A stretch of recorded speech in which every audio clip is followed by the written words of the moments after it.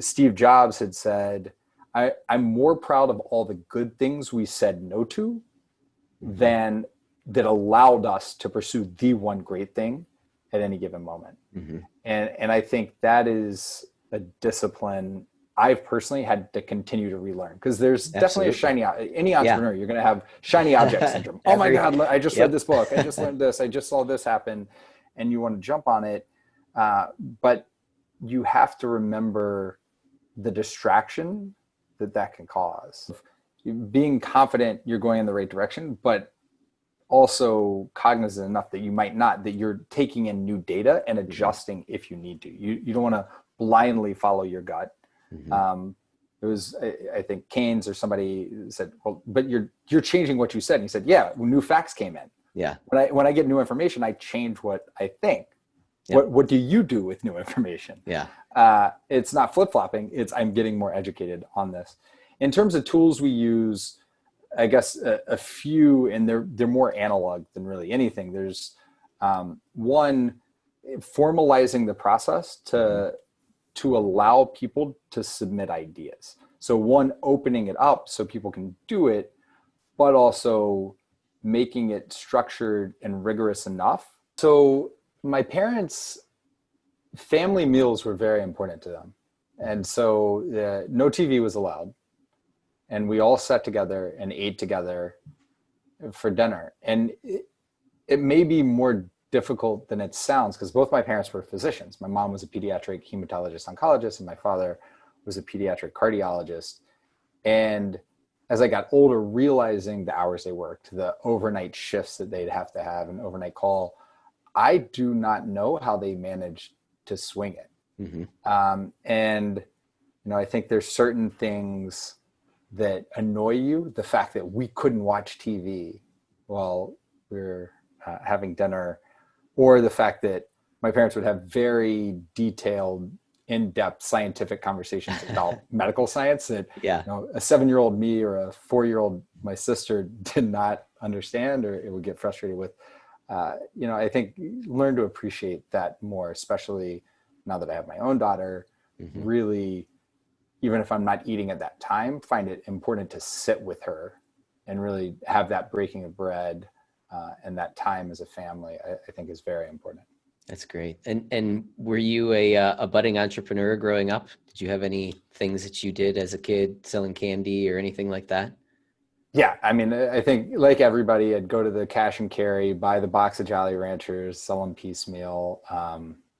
Did the magazine subscription, so I got to be principal for the day because I was the #1 seller in the high school for the magazines, and different things. That was always an itch, I guess, to do it. My grandfather ran his own business, so my parents were both physicians, opposite in terms of what they did than I think entrepreneurship. They went a very regimented track, but I didn't want to do it for its sake. It had to be something I cared enough about, I thought was big enough to really pursue, because I thought I understood just how much work, how much dedication, how much time it would take. And you can't fully understand it until you do it, but you get a sense of it from the outside in of when you're working for somebody else for a paycheck, it is different. Yeah. Yeah. What type of business was your grandfather in? He was in engineering, sales and engineering. So he was an engineer, and he actually hadn't founded the company. His father and uncle had founded it. Oh, wow. And I didn't know this till much later in life. He had gotten into Harvard Business School and after the Navy, and turned it down because his father wanted him to come take over the business in Birmingham, Alabama. And he did. And he never expressed regret, but my grandmother definitely expressed regret that he didn't go pursue that. Yeah, that's funny. So now you kind of followed in his footsteps the opposite direction at first, right? You went to Harvard, correct? I did, yeah. So I did undergrad and then law school there, and then law school at Cambridge in the UK, just because I didn't want to have to change my address too much. So I wanted to do one Cambridge to the next. Yeah. And I loved law school. I thought the intellectual exercise of it was incredible. The way teaching you to think, the people were so smart. I went to undergrad and I thought these people are really smart. And then I went to law school. I was like, wow, these people are really smart. This is absolutely incredible. And then And were you intimidated by that, or did you kind of fit in with that crowd, would you say? I think I thrived on it because you can learn so much. You can learn so Hmm. much from anybody, but people at that level. I mean, when someone says something and the professor says, "I don't think anyone's ever thought of that before." Like, wow, I'm in the presence of greatness. Like, Yeah. just listening to this person, I am really going to learn, and that's an incredible opportunity to get to be able to learn from those kinds of people. I think there was also a realization of capabilities and everything of like, look, I was a math and science guy in high school, but I wasn't Stephen Hawking. And Yeah. so I could do good AP high school math. Getting to college, I was like, I'm not going to be a math major. I'm pretty sure that's not, It's not in the I'm not a cards. beautiful mind guy. Yeah. And so economics, I did a lot in that, and some history and literature. It kind of bounced around a little more. But I think appreciating the people around you that are so much smarter can bring so much more without allowing it to make you less, right? Hmm. Can you use it to build you up? Hmm. And I think I was very fortunate to be able to do that Yeah. in a few different environments. Yeah, absolutely. Couldn't agree more. Yeah, anytime you can surround yourself with people that are better in whatever capacity than you're going to come out better on the other side. So that's fantastic. So you graduated law school. What happened next? Did you jump right into entrepreneurialism, or was it a little bit longer before you started? It was longer. I actually, McKinsey, the consulting firm, recruited on campus, and they paid for me to do the bar exam. So I did that. And once I passed, I went inactive immediately because I was going to consulting. Hmm. And so I got the opportunity to work with very large companies doing fun strategy projects. And every time I was ready to go, okay, look, I kind of done that, moving on, they would know what would bring me back. So they say, actually, we have this amazing project to go work on teacher effectiveness directly with the superintendent of this huge urban school district. Uh-huh. Would you like to lead that team? Well, yeah, of course. I'd love to lead that team. Let me go They do had that. the carrots for you, huh? Yeah. And so then you end up kind of on a cycle. You might as well wait a few months. So then the next time I have it a whole planned out, I'm going to leave. And they say, well, actually, there's this team. We're going to have two teams, and we need you to run one to go do economic development for a year in Afghanistan and go to Kabul and Herat.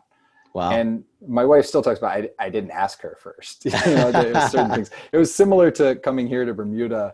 There was an email chain, and a family friend offered us a house for the month of September Uh-huh. because they were flipping it to the long-term rental market. And my wife emailed me, say, hey, we should talk about this. And I said, no, we shouldn't. I've already booked the flights. There's nothing to talk about. And so I think, Take charge kind of guy.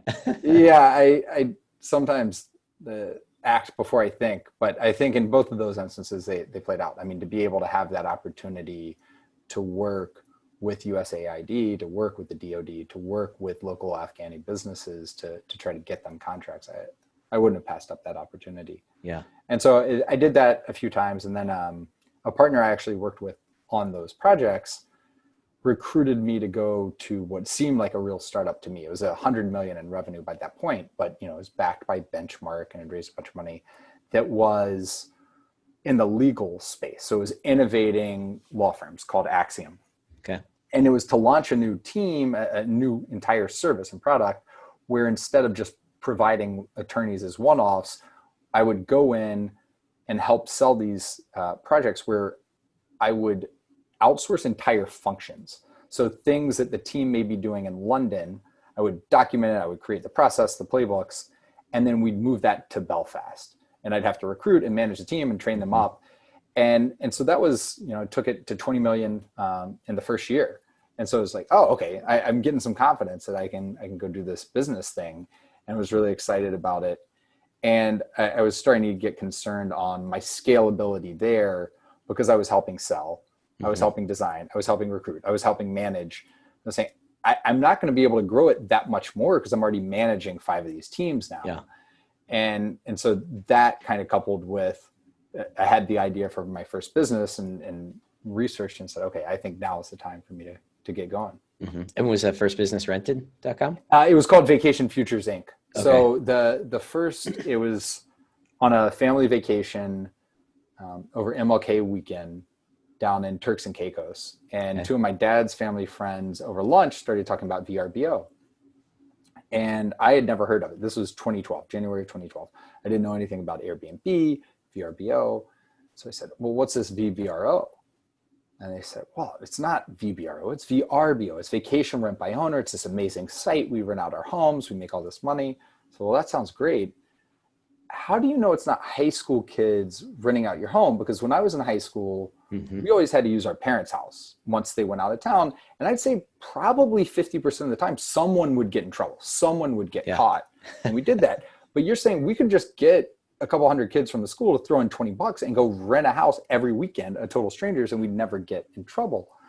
And I said, oh, I have to interview every person that's trying to do it. I have to look them up on LinkedIn. I do some calls, see the size of the party, collect IDs. Like, okay, that actually sounds like some work. Well, how do you get it clean? Because you live in Atlanta and your place is in Florida. You live in Boston, your place is in Vermont. Well, I have to hire a local company to go in and coordinate with them. And so I just kept asking questions. And at the end I said, okay, this doesn't sound like you put something on the interweb and you make money. It sounds like you're actually having to do a lot of work. So, well, yeah, I mean, just like 8 or 10 hours a week. So 8 or 10 hours a week, Yeah, wow. You know, you're a cardiologist. It's another part-time job. You're a dentist. You're billing at $500 to $1,000 an hour. And yet on your personal time, you're giving 8 to 10 hours a week doing this. You don't change your own oil. You don't mow your own lawn. You hire people to do those things. Why in the world are you doing this yourself? And they said, because the professional companies in the space, one, they thought charged too much. And two, were on 100% commission. And so they felt they had no skin in the game. And so the homeowner was stuck with the mortgage, stuck with utilities, whether it rented or not. And the managers got a cream off the top. And so thinking back to my law school negotiation class, I said, well, if these companies don't have jobs without your homes, why wouldn't the owners get together and just make the managers bid against each other to tell you exactly what they're going to give you? Create this futures market where you say, I'm only using it these 4 weeks, these other 48 it's available, and you run these auctions. And they looked at me like I was a complete idiot and said, well, obviously, if there's a way to do that, everybody would be doing that. I said, everybody? That sounds like a lot of people. Is this a big market? And so unfortunately for the trip, I didn't really go back to the beach the rest of my time in Turks, but I just started researching and spent 10 months talking to professional property managers, talking to people who had these homes, and everybody just kept asking, hey, how do I sign up? Where do I sign up? Like, there's nothing to sign up for. I'm just asking you some questions. And so I eventually launched that, quit my job in November of 2012 to go start building that first business. That's great. And that ultimately turned into rented.com, correct? Yeah. So there were 3 businesses along the way. So there was that auction marketplace, and it grew, doubling revenue every month, very high EBITDA online marketplace, but it kind of capped out on the TAM because there are not that many managers that actually can do that. Every homeowner wants it. No work, guaranteed income, market dynamics, wonderful. But there are just so many managers that can do that at scale, and everybody else is just kind of one-offs. And that's even pre-COVID, right? Like now with COVID, most managers wouldn't touch that at all. So we kind of plateaued, and then we were thinking, okay, if every owner wants this and every manager wants another thing, how could we help bridge that gap? So launched another business, Rented Capital, which was a fund that would finance paying the owner a fixed sum and then hiring the managers. And so we did that and partnered with local property managers on a commission basis. And then what we saw with that was the managers that are great at hospitality, great at delivering amazing property care to the owner and experiences to the guest, were not data scientists. In their markets, there weren't even data scientists. There weren't great data analysts and revenue managers. And so for us to really maximize revenue, we needed to start taking more and more of that on. So because we had a scale, because we had several thousand properties, we started doing this in-house, expecting a 5 or 6% revenue lift. And what we saw within 30 to 90 days was actually a 30 to 300% revenue lift. This is actually different. And so we looked at the different businesses, and so actually tapered off, stopped signing new contracts, sold off the contracts, sold them to the managers or didn't renew, and went fully into revenue management and pricing for these professional property managers. So fortunately made that transition, starting back in 2019. So by the time COVID hit, we were out of that leasing business, Wow. which is Okay. complete luck. Yeah. But Great really timing there. focused on tech-enabled service and software as a service for that pricing and revenue management side. That's great. That's great. And when did you pick up rented.com? Obviously that had to have been a hell of a process to be able to get that domain. No? Yeah, it wasn't a terrible process. So we had Vacation Futures, and we knew the day I bought Vacation Futures, I bought rentfutures.com. Okay. And my thought was, any heavy asset, so plane, boats, any of these things, this principle would apply.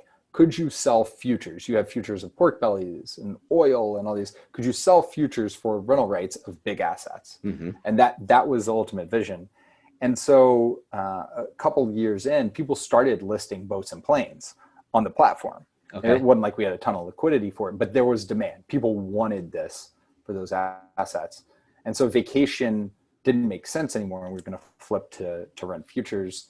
And then we realized, other than a couple guys with houses in the Hamptons that were traders, no one got the futures reference either. Some people thought it was brilliant, like, absolutely, that totally resonates. But 99.9% of people said, is it a timeshare? I don't know what this thing is. And so we started looking at new names. And that same day, one of my employees texted and said, hey, no one's using rented.com. I said, that's good for them. That's great that that's out there. Yeah. And because I was cheap, I had never paid more than $9.99 exactly. for a domain. And so we came up with, it was over 600 ideas. Like the whole company was weighing in. We had a night where we brought in wine and pizza, and we're like, coming up with ideas, testing out. I bought a bunch of domains. And everybody, once you heard it, everybody just kept coming back to rented.com. Yeah. So we just hired a broker and got it. And, I've heard people pay 6 figures for sites. We didn't do that, but it definitely was not $9.99. Well, that's great. It was fortunate because no one was using it. So it hadn't gotten like some crazy bid up number. Yep. What brokerage did you use, just out of curiosity? I've heard horror stories with some of them didn't work, some didn't. Just curious. This was back in 2015. Oh, so it okay. was over 5 years ago. I really don't remember. I'm sorry. Okay. No worries. So that, fantastic story. Congratulations on all the success with rented.com. But you also have another focus that you've been working on a lot on today. And basically that's positioning yourself as, would you say, an innovation expert? Yeah, I don't know if the innovation itself, but more creating an organization that can innovate, right? And creating an organization that the default is to innovate. And that's probably more out of necessity than anything, right? Yeah.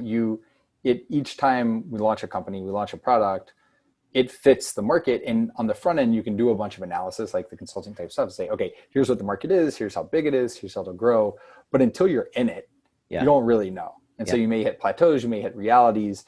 And so being close to the customer whose needs and wants are changing, being close to the market that is absolutely changing day to day, right? The travel was absolutely incredible until early February.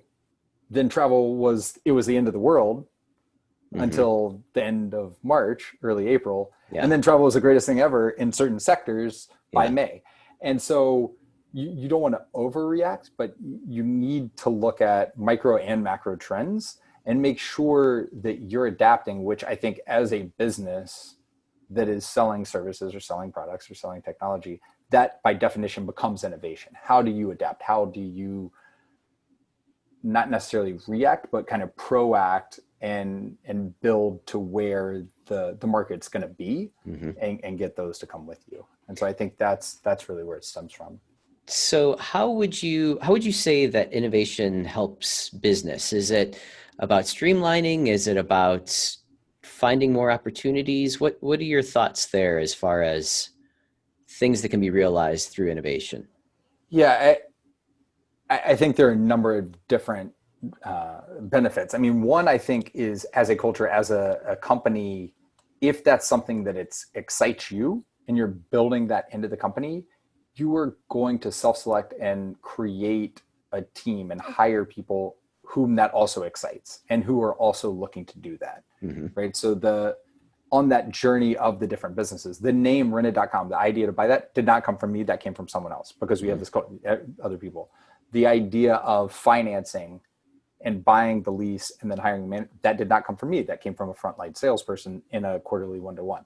The idea to start taking on the revenue management ourselves did not come from me. It came from our chief commercial officer. Mm-hmm. And so, I really take this mindset of part of how I came up with the idea for the original business was I didn't know anything about the industry. I could ask the dumb question because I hadn't yet learned enough to know what I needed to forget. Mm-hmm. Mm-hmm. And now that I've been doing it in this space for going on 8 or 9 years, I am part of the industry. I am part of that problem. So it has to come from other people. And I think by doing that, I end up building a team. We end up building a team, and I get to spend my days surrounded by people Mm-hmm. that are innovating, that are excited Yeah. about innovating, that are coming up with great ideas. Now, the flip side on that is it's not actually a volume play, right? I think most people, it's not a dearth of good ideas. Mm-hmm. It's a lack of discipline to pursue the great idea at the right time. And Steve Jobs had said, I'm more proud of all the good things we said no to than that allowed us to pursue the one great thing at any given moment. Mm-hmm. And I think that is a discipline I've personally had to continue to relearn, because there's definitely a shiny, any entrepreneur, you're going to have shiny object syndrome. Oh my God, I just read this book. I just learned this. I just saw this happen. And you want to jump on it. But you have to remember the distraction that can cause. Mm-hmm. Do you have any insights that people can use, or any frameworks or tools to, I guess, keep on the right path? Because, I mean, again, as you mentioned, any entrepreneur, there's shiny objects all over the place, opportunities all over the place. How do you focus on the right path? And even taking that, I guess, a step to the side, there a lot of times there seems like there's these opportunities that are sort of commingled in with what it is that you're doing. It's still it's still another path, but it's, along the same path that you're going on. And is that a right path to take, or is that not a right path to take? Any advice or any insights into that? Yeah, I mean, there's part of just strong convictions loosely held, of being confident you're going in the right direction, but also cognizant enough that you might not, that you're taking in new data and adjusting if you need to. You don't want to blindly follow your gut. Mm-hmm. It was, I think Keynes or somebody said, well, but you're changing what you said. And he said, yeah, new facts came in. Yeah. When I get new information, I change what I think. Yep. What do you do with new information? Yeah. It's not flip-flopping. It's I'm getting more educated on this. In terms of tools we use, I guess a few, and they're more analog than really anything. There's one, formalizing the process to allow people to submit ideas. So one, opening it up so people can do it, but also making it structured and rigorous enough that it's well thought out, and people will only really invest the time if they really believe in it, they're committed to it, et cetera. Because you don't want people just kind of throwing out an email every day or week of, hey, we should really do this, we should really do that. So kind of along the lines of the Amazon memos, of doing those 5-page memos, of like really set it out and write out the press release of what the successful launch of this looks like. What value is it delivering? Who's the customer? What does that look like?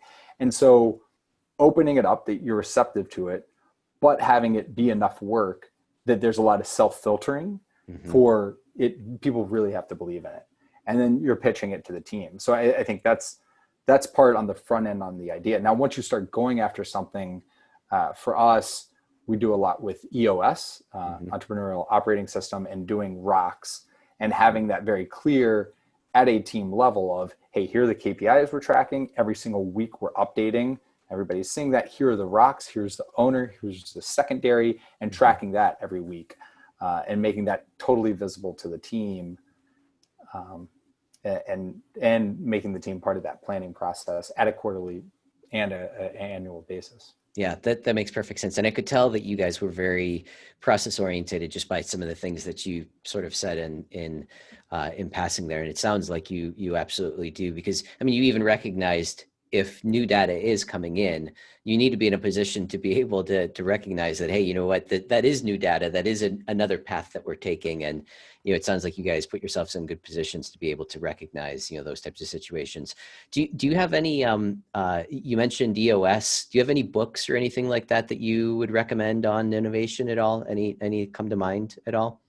Yeah, so traction That is was the another the one that one I figured, yeah. for getting the EOS out of that. So I find that very helpful. Scaling up by Hmm. Vern Harnish, I find very helpful. These are less business books, but just kind of I'm fascinated by the customer centric nature of Amazon and of Jeff Bezos. So the Everything Store and Bezonomics, to really get into the mindset of how he builds that and continues to innovate. I mean, that I saw a tweet the other day of, if you roll back to 2010 or 2005, if you took the top 10 line items, cost line items Hmm. from their budget, they've managed to turn every single one of those into profit centers. Yeah. Right? Oh, Yeah. technology. Okay, AWS. Yeah. Shipping. Okay, great. We now have and it's it kind of goes against the really focus on the one thing, Hmm. until you realize he did focus on the one thing for He years. did. It was an online bookstore. Yeah. And with more resources, when you're the largest company, or one of the 5 largest companies in the world, you probably can do more than one thing, because you have entire companies that are Yeah. doing one thing, and it works out. And so those I would start there. I still remember the day when Amazon started selling other things. I was like, why are they selling other things? They sell books. What's going on here? uh, And 20 years later or whatever it is, here they are. So Jeff had some insights there. You touched on this really briefly, and I think that it's an interesting thing. You mentioned the Amazon memos or Amazon papers that everybody writes there. Explain that a little bit more, like the mindset that you use going into that, into that process. I love the approach, but explain it a little bit more. yeah, so they're actually, I kind of conflated and referenced 2 different things. So there's one on memos. Instead of just a bunch of people talking about ideas, really coming in with a well-structured, well thought out, no more than 5 pages, the memo setting out, here's the problem, here's who's involved, here's what I believe the answer is, and all the responses, and then formalizing how people respond to that. And it's that, I think, is helpful for the person themselves in really structuring the thoughts Mm-hmm. and thinking through the next order implications. And I think it has a secondary benefit of, when you talk about, it's almost more important to filter out the good to get to the great, Mm-hmm. of putting brakes on. If it became too easy, too lightweight to get to that stage, to engage everyone else's time, that's very expensive time. A team Mm-hmm. meeting looking at, do we go in new directions, is very expensive time. And so making sure by the time you get to that point, it has cleared some gates. Yeah. And so I think it serves both of those purposes. It gets you a better, well thought out thing you're talking to, and it has a higher likelihood that the person believes and cares in it enough that they're going to see it through. Because Yeah. I always say we, but I think no company has so many resources that people can just be idea people. Yep. Right? Like this idea now needs to be seen through. So Yeah. it needs new ideas are powerful. Intentional execution against those ideas are what's going to make the difference. And so that's kind of the first step there.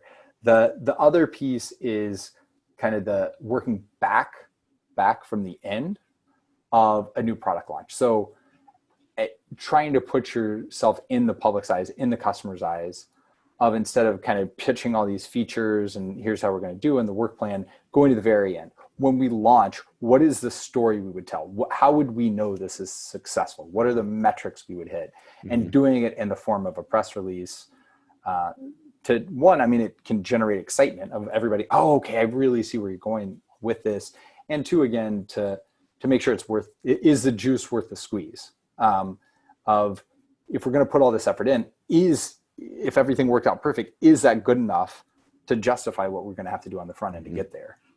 Yeah, no, I love it. I love it. Yeah, we've done some business with Amazon, and the business units that we were associated with, they always have, they just always call them papers, but they always have two or three papers going at the same time. And it's great because what ends up happening is they start collaborating. Everybody sort of knows what the other person's working on. So hey, what do you think about this? What do you think about that? So like you said, they basically go and they have to pitch this to higher ups or, Mhm. in some type of a meeting. So it does allow for a lot better structuring of ideas and presenting those ideas to others so that everybody else can digest them. So love that advice. Love that.